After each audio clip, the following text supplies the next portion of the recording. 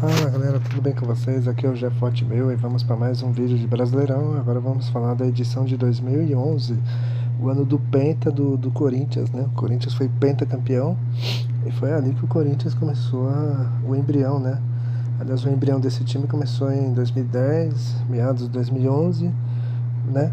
E aí veio esse título e no ano seguinte o Corinthians ganhou suas duas maiores glórias, né? Que é a Libertadores e o Mundial em 2012, né? O Corinthians começou aquele ano como um dos postulantes ao título, né? Só que o pensamento do time do Corinthians, do Tite, né, o técnico, era um G4, né? Pelo menos abocanhar uma vaga na Libertadores ali e tal, e aí, quem sabe, brigar pelo título. O primeiro semestre do Corinthians, né, foi complicado, né? O time foi eliminado na pré-Libertadores pro Tolima da Colômbia, e aí o time entrou em crise, né? A torcida protestou, né? Roberto Carlos, lateral esquerdo, o famoso lateral, né, um dos maiores laterais que o nosso país já teve, acabou saindo do Corinthians, né? Roberto tinha vindo em 2010, né? Ano do centenário corintiano, enfim. E o ídolo, né? O Ronaldo, o fenômeno, né? A torcida viu ele se aposentar, né? Lá em fevereiro, logo uns dias depois, após a eliminação pro Tolima. E parecia que a temporada ia ser um desastre, né? Só que aí no Paulista daquele ano o Corinthians, né, se reforçou, né? Trouxe nomes como Fábio Santos, lateral esquerdo, e Eli Edson, né, um centroavante, né, que voltava ao Corinthians depois de 8 anos, né? E no estadual o Corinthians reagiu, chegou até as finais do estadual, mas acabou sendo vice, né? Acabou perdendo do Santos de Neymar. Mas aí o time estava meio que, né, entrosado, né? E aí no Brasileirão, né, o Corinthians teve um dos melhores inícios de sua história, né, em campeonatos brasileiros. Chegou a ficar 12 jogos invicto, mais ou menos, né? E aí, obviamente, alcançou a liderança. E nesses 12 jogos, o Corinthians fez um jogo histórico, né? Alguns jogos históricos ali. Na sexta rodada, por exemplo, meteu um 5-0 no rival São Paulo, né? No Pacaembu, né? Onde Jorge Henrique e o Edson acabaram com São Paulo. O Corinthians foi a desforra nesse jogo, né? Metendo 5 no rival. Outro jogo emblemático foi um 2-0 no Botafogo, né? No Rio, onde o Júlio César, o goleiro, né? Faltando ali uns 10, 15 minutos para acabar o jogo, ele estava com um dos dedos lá de uma das mãos fraturadas, né? E como não tinha mais alterações, ele teve que seguir no jogo, né? E o Júlio César, no final do jogo, ele aprovou, eu continuei porque aqui é Corinthians e tal, né? Aqui tem que ser sofrido, não sei o que, né? Enfim. E o Corinthians foi assim, né? E praticamente liderou o campeonato todo, né? Claro, teve alguns momentos de oscilação, né? O time começou a perder jogadores por lesão, por cartões, enfim. Em setembro houve uma pequena crise, né, de elenco, né? O Chicão chegou a brigar com alguns jogadores ali, né? E era o titular, né? Há um bom tempo já no Corinthians. E aí teve que ir pro banco, né? O Tite optou em colocar ele no banco e o Paulo André, né, assumiu a titularidade. Né? E durante o segundo turno o Corinthians estava ali sendo perseguido pelo Vasco, pelo Botafogo, Fluminense, Flamengo e o São Paulo, né? Um pouco mais atrás. Mas Corinthians e Vasco acabou ali perto da reta final, ali faltando uns 13, 12 rodadas para acabar, acabou tipo se descolando dessa turma, né? E aí passaram a brigar pau a pau, né? Com a liderança, né? Em alguns momentos o Vasco virava líder, depois o Corinthians recuperava, enfim, até que faltando acho que 8 rodadas mais ou menos, o Corinthians não perdeu mais, né? E aí foi assim e tal, até aí chegamos a alguns jogos emblemáticos, né? Por exemplo, na antepenúltima rodada o Corinthians recebeu o Atlético, né? O Galo de Minas, no Pacaembu, e o time mostrou raça, né? Venceu de virada por 2-1, né? Os gols foram marcados acho que pelo Paulinho, se não me engano, me corrija se eu estiver errado, e o Adriano, o Imperador. Ele veio pro Corinthians, né, durante o ano ali, né? Todo mundo achava que ele ia repetir o que fez o Ronaldo, o fenômeno, né, 2 anos antes, só que o Adriano já tava, tipo, em fim de carreira, não tava mais ligando muito pra futebol, aquelas coisas, né? Vivia nas bagunças, nas esbórnias, enfim, né? Só que o único tempo que foi muito importante para o Corinthians naquele campeonato foi esse, né? 2-1 contra o Galo, né? O Corinthians seguiu na ponta, né? Na penúltima, o Corinthians podia ser campeão contra o Figueirense, se vencesse o Figueirense e o Vasco não ganhasse. O Corinthians quase consegue o título, né? Só que o Vasco faz nos minutos finais, e aí a disputa foi para a última rodada, né? E aí na última rodada o Corinthians recebe o Palmeiras, né? O maior rival, né? Palmeiras sem aspiração para nada, mas com certeza focado e mordido em querendo, né, atrapalhar o Corinthians, em ajudar o Vasco, enfim, né? E o Vasco pegava o Flamengo no outro jogo, né? E antes desse jogo houve homenagens, né, ao Dr. Sócrates, né? Porque naquele dia 4 de dezembro, né, de 2011 morria o Sócrates, né? Com um problema de, acho que hemorragia, se não me engano, estomacal, alguma coisa assim, né? Porque o Sócrates tinha problemas de saúde, né? De anos, né? De ele ser um cara que bebia muito, acho que até fumava também, né? E com o passar do tempo isso aí foi piorando, né? A saúde dele. O Sócrates lutou até o fim contra esse câncer, né? No estômago. Só que aí não deu, né? E em dezembro ele acabou deixando, né? E no jogo, né, entre Corinthians e Palmeiras, antes do jogo, os jogadores do Corinthians e a torcida fez a homenagem a ele, né? Com um gesto em punho virado para cima, né, com a mão esquerda e tal, em homenagem ao doutor, né, como ele fazia, né, quando ele comemorava os gols, né, do Corinthians, né. Lembrando que o Sócrates foi um ídolo, né, do Corinthians nos anos 80, né, ele que foi um dos mentores, né, da democracia corintiana e tal, né, que foi importante pro nosso país, inclusive, enfim. E, enfim, no jogo, né, Corinthians e Palmeiras foi um jogo pegado, né, disputado, né, teve algum outro lance ali e tal, mas foi muito pegado mesmo. O Corinthians passou mais a administrar o resultado de empate, que já lhe dava o título, e foi o que aconteceu, né, e o jogo acabou 0-0, né, o jogo do Vasco empatou também, né, com o Flamengo.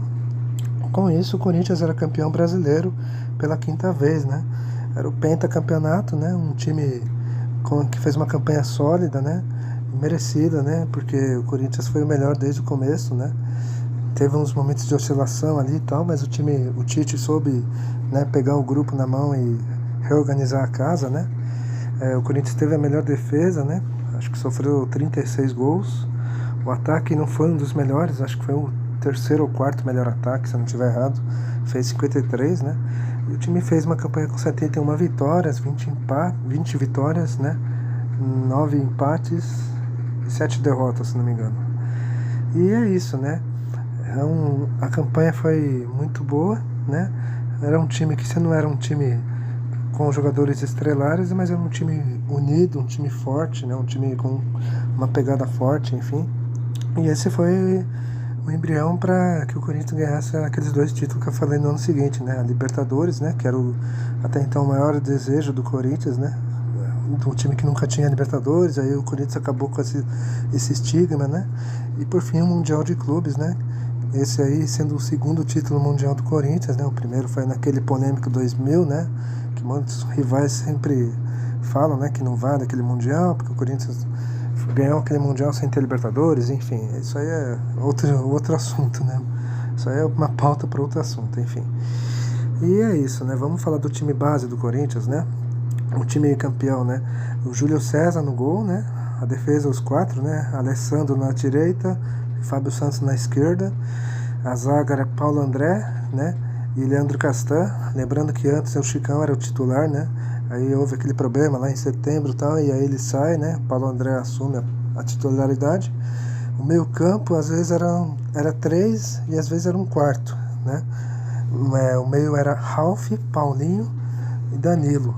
Às vezes o Jorge Henrique fazia ali um meia atacante ali.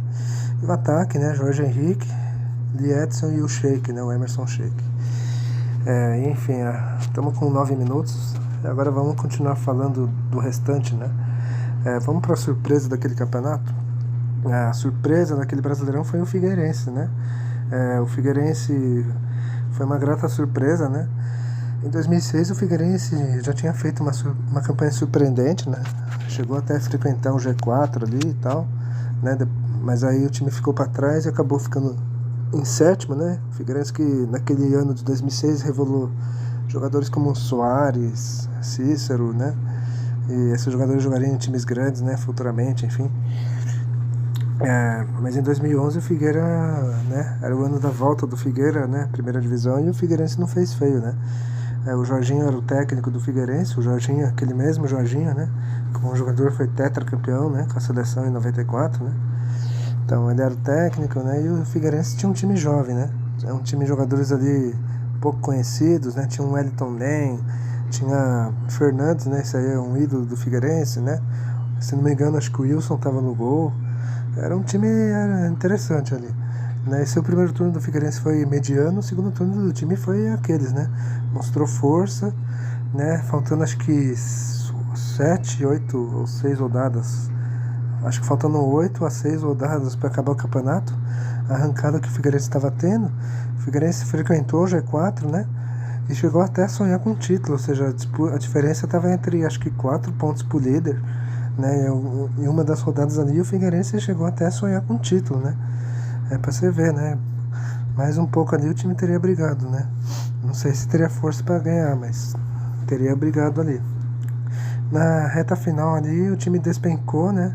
Parece que perdeu foco, não sei. Acho que o time subiu um pouco na cabeça, né? O sucesso, né? Daquela campanha.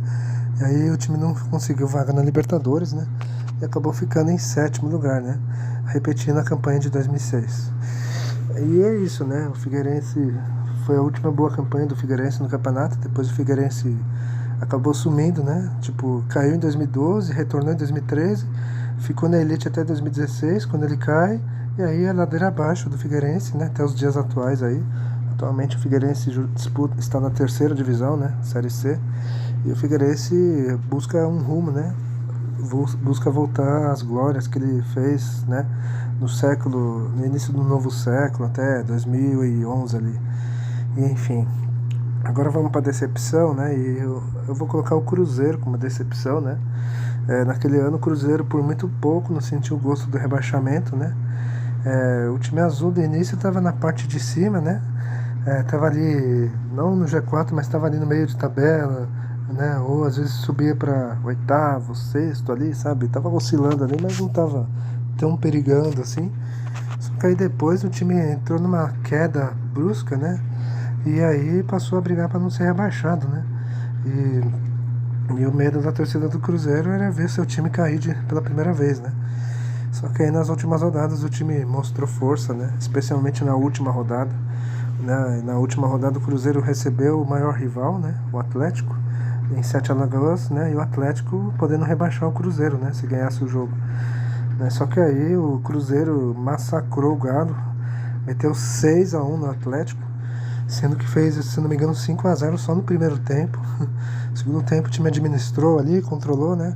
Ainda fez mais um, ainda levou mais um, o de honra do rival, enfim. E aí a torcida do Cruzeiro foi a desforra, né? Se salvou com gosto, né? Vamos dizer assim, e ainda zombou do rival, né? E até hoje os cruzeirenses zombam do rival, né? Sempre que pode o Cruzeiro dá uma cutucada no Atlético, falando 6-1, eterno 6-1, aquela coisa toda, enfim. E por isso, né, o Cruzeiro não sentiu o gosto do rebaixamento. O Cruzeiro acabaria sentindo isso 8 anos depois, né? Mas por muito pouco, em 2011, isso já não ocorreu. E agora para encerrar, né?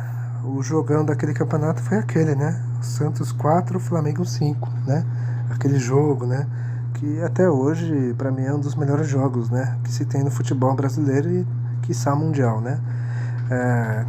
Aquele jogo lá, o Santos de Neymar, Ganso, né? Contra o Flamengo de Ronaldinho, o centroavante David, né? E o técnico era o Vanderlei Luxemburgo, né? Loucura aquele jogo, né? Foi frenético, né? O Santos chegou a abrir 3-0, né? E um dos 3 gols o Neymar faz uma jogada do gol, né? Que ele ganha o prêmio Puskás, né? Ele vai levando, construindo, levando todo mundo do Flamengo e faz o gol, né? O Flamengo reage, né? Chega a empatar. Aí o Santos tem um pênalti, né? Podendo fazer 4-3, né? O Elano cobra com paradinha. Só que aí o Felipe, o goleiro, defende e ainda faz embaixadinhas. Pra você ver como que foi maluco o jogo. Aí no segundo tempo o Flamengo vira 4-3, mas aí o Santos empata de novo. Mas só que aí o Flamengo faz 5-4 com o Ronaldinho de falta, né? E foi um jogo muito louco, poderia ter tido saído até mais gols ainda, inclusive. Mas o jogo ficou 5-4, né? E foi um dos jogos mais memoráveis, né? Que você tem nesses últimos 12 anos aí. Enfim. E o apito final, os dois times aplaudiram, né? Os dois times não, as duas torcidas aplaudiram pelo que viram, né? Sim, a torcida do Santos aplaudiu, mesmo seu time perdendo o jogo, aplaudiu, né? Pelo espetáculo que proporcionaram, né? Que os jogadores proporcionaram, enfim. E foi realmente um dos melhores jogos daquele campeonato, realmente, né? Bom, e é isso, galera. Falamos Brasileirão 2011 aí, né? Agora vamos encerrar o vídeo, né? Compartilhe o vídeo, deem um like, comentem, tá bem, importante. O canal GFOT vai ficando por aqui nesse vídeo. Um abraço a todos e até a próxima.